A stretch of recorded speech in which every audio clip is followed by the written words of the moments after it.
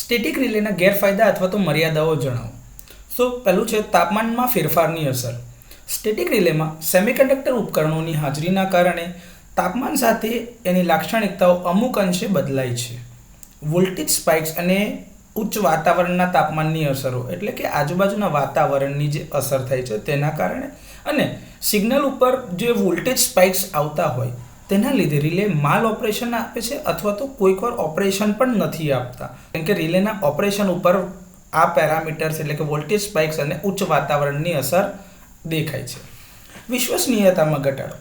ઘણા કમ્પોનન્ટ્સનો ઉપયોગ થાય છે અને ઘણા બધા જોડાણો છે જે વિશ્વસનીયતા ઘટાડે છે એટલે કે રિલેની વિશ્વસનીયતા ઓછી કરે છે.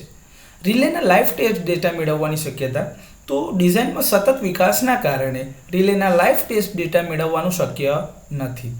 ઓવરલોડની ક્ષમતા. તો સ્ટેટિક રિલેની શોર્ટ ટાઈમની ઓવરલોડ ક્ષમતા ઓછી છે, પરંતુ યોગ્ય ડિઝાઇન દ્વારા તેને દૂર કરી શકાય છે. કિંમત.